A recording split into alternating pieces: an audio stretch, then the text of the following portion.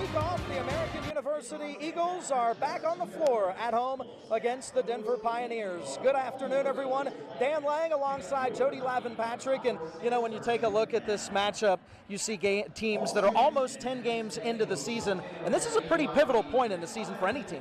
Absolutely, Dan. What you see is two teams who have just won their last games. And that's great, because if you're only as good as your last game, they're both doing well. Both are playing well, both inside and outside. And what I think you'll see is a real fast-paced game today, Dan. Let's jump into our players to watch. First, for American University, it's Emily Keniston. She's a senior who has stepped up. She's a leading scorer. What she does on the court helps herself and the team. She's 12 points a game, but frankly, she needs to step up a little bit more in the scoring, according to Coach Jebbia, because she has so many, the potential to do so much for the team. So they need her to really step up big today, Dan. And for the Pioneers, it's Brianna Johnson. She's a sophomore of note. First-year coach Turgeon really likes what she brings to the court, and she can do it both inside and outside as well. She can take it to the basket. She hits some threes, but her activity on the boards is big, Dan. That's what he really is expecting today. It'll be interesting to see how that all shakes out. And the Eagles have been playing really well at home. For more on that, the third member of our crew, Anna Wolfhard.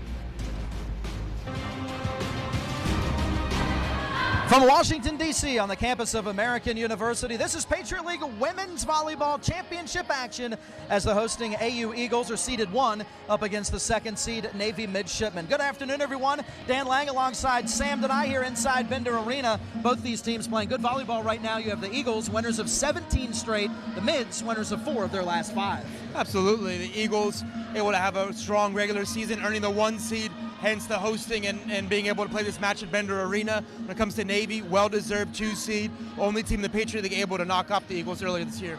And when you look at these two teams during the regular season, splitting the regular season matches. Yeah, as the aforementioned loss that the Eagles suffered was at the hands of Navy on September 26th, early in the Patriot League season. I think it was really a wake-up call for the Eagles, recognizing that the teams in the Patriot League really have improved. Eagles were able to return the favor a couple weeks later in October at Bender Arena, and they were able to come back down from 0-2 to win this on October 20th, 3-2 against Navy. And for more on this matchup, let's head over to the third member of our crew, Morgan Uber. American has outscored their opponents 12-1 in the last 4 championship finals, but not one of those teams can tout a win and a thrilling 5-set loss to the Eagles, but the Navy Midshipmen, they can. Talking with head coach Barry Goldberg before the game, he told me that this Navy team is very good, very balanced. They can attack you from all sides of the court. He said the key for his team is his girls have got to stay patient. They need to have good vision and wait for the right opportunity to attack, guys.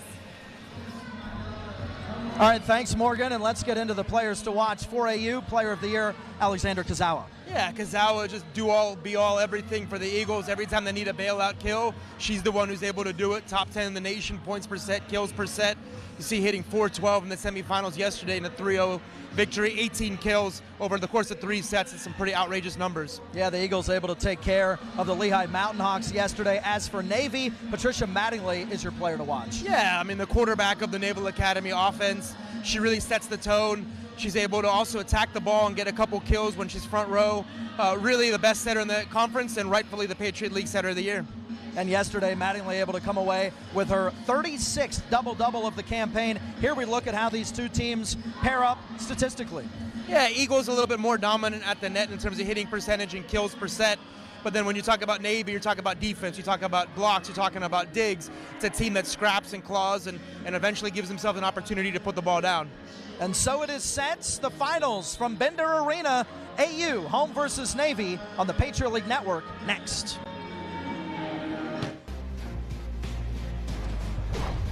Welcome inside Bender Arena here in Washington, D.C. as the AU Eagles welcome in the Army West Point Black Knights for a little Patriot League basketball action. Dan Laing alongside Jeremy Huber. And Jeremy, both these teams coming off losses. Army to Bucknell, the Eagles losing to Navy. Yeah, Eagles played a tough one against Navy, had a shot at the end, couldn't get the victory. Of course, a little bigger spread when it was Bucknell and Army. Key in this one, Dan, both these teams, the Army at 1-2, Eagles at 0-3, really could use a win tonight. Yeah, it's still early in conference play. Let's jump in in to our players to watch. First for the Eagles, no shock, you're going with the sophomore in Saeed Nelson. Yeah, Saeed Nelson obviously getting it done. Had a nice game against Navy with the 18 points, but also had the 8 assists. He's averaging over 18 points per game. Also has the 4.4 rebounds per game and 4.5 assists per game. Really just a stat sheet stuffer.